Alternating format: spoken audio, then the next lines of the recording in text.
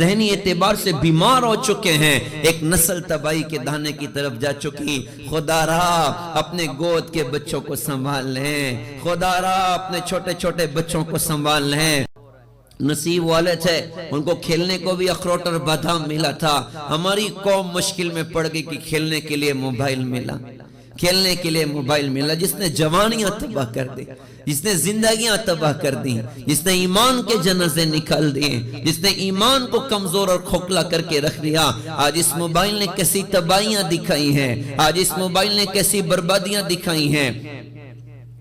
اس mobile نے پوری دنیا کو ایک مٹھی میں کر دیا، لیکن ایک گھر میں رہنے والے ماں باپ اور اولاد کو ایک دوسرے سے جدا کر کے رکھا ہوا ہے۔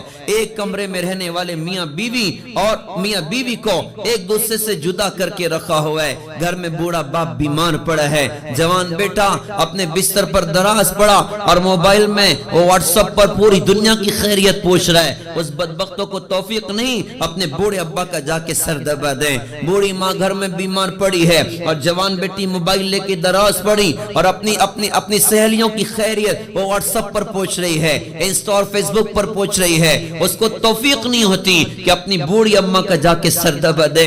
اس موبائل نے نسلوں کو تباہ کر کے رکھ دیا۔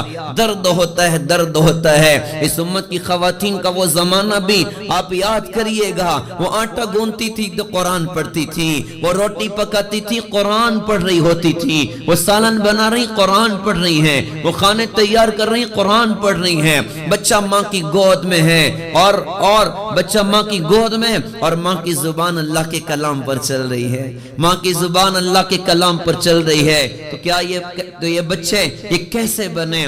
آج کا عجیب دور بھی دیکھنا ہمارا اپنا مقدر تھا کہ بچہ ماں کی گود میں ہے اور ماں کے موبائل میں پاکستانی سیریل چل رہا ہے، بچہ ماں کی گود میں ہے اور ماں کے موبائل میں ناچ گانے چل رہے ہیں۔ میرا درد بھرا سوال امت کی ماؤں کے نام، میرا درد بھرا سوال امت کی بہنوں کے نام، کیا اس گود میں پلنے والا بچہ حضرت عبد القادر جیلانی جیسا بنے گا؟ کیا اس گود میں پلنے والا بچہ بختیار کاکی جیسا بنے گا؟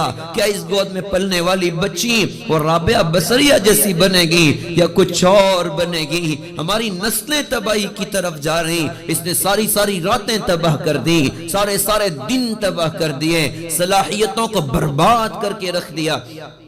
رات کا اکثر حصہ نوجوان نسل کیا اس کا وقت کہاں ضائع ہو رہا ہے؟ رات کا اکثر حصہ موبائل میں برباد ہوا، موبائل میں ضائع ہوا۔ یاد رکھنے کی بات ہے، ایک وہ نادان انسان ہوتا ہے جو کسی بات پر ٹینشن میں آ کے گن پوائنٹ سے اپنے آپ کو شوٹ کر لیتا ہے یا بلڈنگ سے چھلانگ لگا کر اپنے آپ کو ختم کر دیتا ہے، اور وہ بے وقوف مہا بے وقوف ہے جو سلو پوائزن کی طرح روزانہ اپنی زندگی کو ضائع اور برباد کر رہا ہوتا ہے۔ روز 4 گھنٹہ موبائل میں لگایا، 5 گھنٹہ موبائل میں لگایا، 6 گھنٹہ موبائل میں لگایا، ساری رات موبائل میں برباد کر دی۔ ابھی احساس نہیں ہو رہا ہے قیامت کے میدان میں خون کے آنسو روئے گا، ہائے کہاں زندگی کو ضائع کر دیا تھا، ہائے کہاں زندگی کو برباد کر دیا تھا۔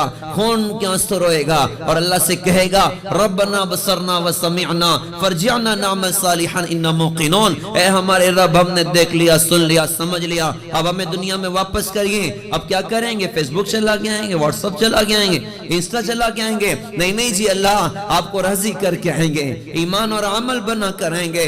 محترم دینی ماؤں بہنوں، درد ہوتا ہے، درد ہوتا ہے، گھر میں بچہ روئے اور ستائے، ماں کہتی ہے دیکھو موبائل اس کو دے دو خاموش ہو جائے گا۔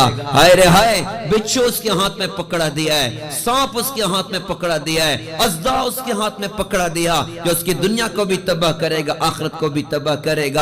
اسی موبائل کے غلط استعمال کی وجہ سے لاکھوں لاکھ مسلمان بچیوں نے اپنے دین اور ایمان کا سودا کیا ہوا ہے۔